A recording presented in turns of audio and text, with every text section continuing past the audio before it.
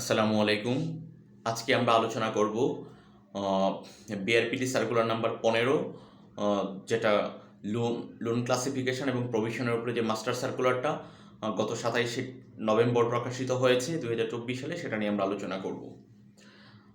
দেখুন,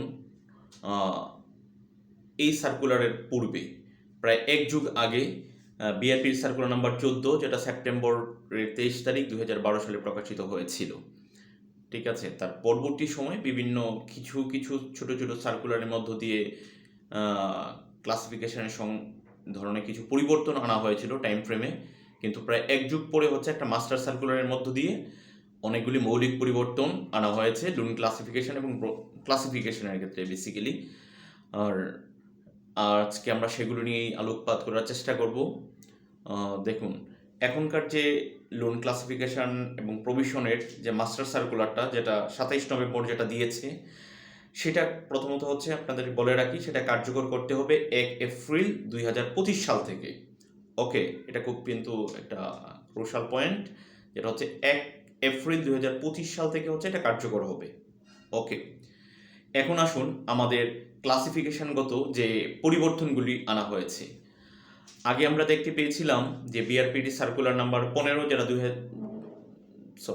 BRPD circular number 14, যেটা 2012 সালে প্রকাশিত হয়েছিল, সেটার মধ্যে ক্লাসিফিকেশনের মধ্যে আনক্লাসিফাইড এবং ক্লাসিফাইডের মধ্যে আনক্লাসিফাইডের প্রকারভেদ ছিল হচ্ছে দুইটা, একটা ছিল স্ট্যান্ডার্ড আর একটা হচ্ছে স্পেশাল মেনশন অ্যাকাউন্ট বা এসএমএ। কিন্তু এখন যে নতুন সার্কুলার, যেটা বিআরপিডি 15 2024 সালে 27শে নভেম্বর প্রকাশিত হয়েছে, সেটার মধ্যে আনক্লাসিফাইডের জায়গাটার মধ্যে অনেক একটা বড় রকমের পরিবর্তন করা হয়েছে। যেমন প্রথমত হচ্ছে এখানে স্ট্যান্ডার্ড যেটাকে ছিল সেটাকে 3টা ভাগে ভাগ করা হয়েছে। একটা হচ্ছে প্রথমত স্ট্যান্ডার্ড 0, স্ট্যান্ডার্ড 1, স্ট্যান্ডার্ড 2, আর অ্যাজ ইউজুয়াল এসএমএ যেটা এটা আছে। আর ক্লাসিফাইডের যেটা ছিল, আগের যেটা ছিল, সেটাও এখনো বলবৎ আছে, যেমন এসএস যেটা, তারপর হচ্ছে ডিএফ আর হচ্ছে বিএল। ঠিক আছে, এগুলির ক্ষেত্রে তেমন কোনো ক্যাটাগরিক্যালি পরিবর্তন আনা হয় নাই। এখন আসেন আনক্লাসিফাইডের ক্ষেত্রে যেটা স্ট্যান্ডার্ড 0, কোনটাকে আমরা ধরবো? স্ট্যান্ডার্ড 0 হচ্ছে যেটার মধ্যে কোনো ফাস্ট ডিউ বা ওভার ডিউ নেই, সেটা হচ্ছে কি আপনার স্ট্যান্ডার্ড 0। আর স্ট্যান্ডার্ড 1 কোনটা হবে? স্ট্যান্ডার্ড 1 ধরতে হবে যেটা আমার হচ্ছে ফাস্ট ডিউ বা ওভার ডিউ হয়ে যাবে একদিন, মানে লোনের মেয়াদটা বা আমার যে আমার যে কিস্তি ইনস্টলমেন্টের যেদিন সে পে করতে পারবে না তারপরের দিন থেকেই, একদিন থেকে শুরু করে 1 মাস বা 30 দিন পর্যন্ত যে সময়টা, এটা হচ্ছে কি স্ট্যান্ডার্ড 1। আর স্ট্যান্ডার্ড 2 কোনটা হবে? স্ট্যান্ডার্ড 2 ধরা হবে হচ্ছে 1 মাস থেকে শুরু করে 1 মাসের পরবর্তী থেকে 2 মাস পর্যন্ত যে সময়টা, এটা হচ্ছে স্ট্যান্ডার্ড 2। আর এসএমএ বা স্পেশাল মেনশনের টাইম ফ্রেমটা হবে 2 মাস থেকে শুরু করে 3 মাস পর্যন্ত যে সময়টা। ওকে, সেটা হচ্ছে আমার যে নতুন যে সার্কুলার বিআরপিডি যে 15 নাম্বার সার্কুলার গতকাল 27 নভেম্বর যেটা প্রকাশিত হয়, সেটা অনুযায়ী হচ্ছে আনক্লাসিফাইডের এই টাইম ফ্রেমটা ধরা হয়েছে। এখন এর পরবর্তীতে আমরা আসি হচ্ছে এসএসটার ক্ষেত্রে হচ্ছে কীরকম পরিবর্তন আনা হয়েছে? এসএসটা হচ্ছে 3 মাস থেকে শুরু করে 6 মাস পর্যন্ত যে সময়টা, 3 মাসের পরবর্তী থেকে শুরু করে, ঠিক আছে, যে সাবস্ট্যান্ডার্ডের সময়টা হবে 3 মাস থেকে শুরু করে 6 মাস পর্যন্ত যে সময়টা, সেটা হবে সাবস্ট্যান্ডার্ড যেটা। আর এই সময়টাকে, এসএসটাকে হচ্ছে আগে ধরা হতো কোনটা? বিআরপিডির যে সার্কুলার 14 ছিল 2012 সালে যে মাসটা, সেইটা অনুযায়ী ধরা হতো 3 মাস থেকে 9 মাস পর্যন্ত। আর এখনকার সময় এসে ডিএফ ধরা হচ্ছে, মানে বিআরপিডি সার্কুলার নাম্বার 15 অনুযায়ী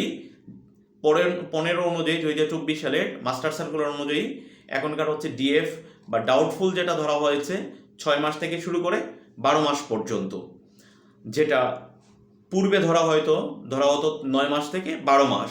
এখন কিন্তু এটা 9 মাস এবং 12 মাসের মধ্যে 6 থেকে 12 এটা প্রতিস্থাপিত হয়ে যাবে। ঠিক আছে, আর বিএল হচ্ছে আগের মতোই আছে।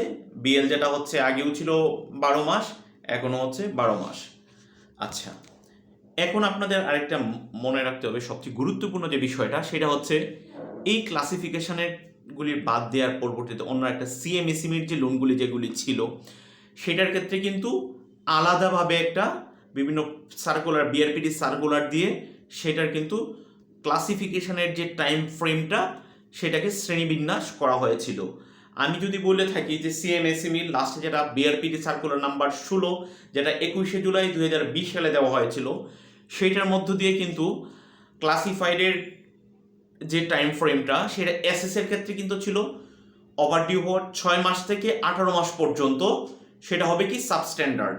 কত এটা মনে রাখবেন, আগে ছিল হচ্ছে কি সিএমএসএমই 6 মাস থেকে 18 মাস পর্যন্ত, আর ডাউটফুলের ক্ষেত্রে ছিল 18 থেকে 30 মাস পর্যন্ত, এবং 30 মাস পার হওয়ার পর সেটাকে আমরা বিএল করতে পারতাম।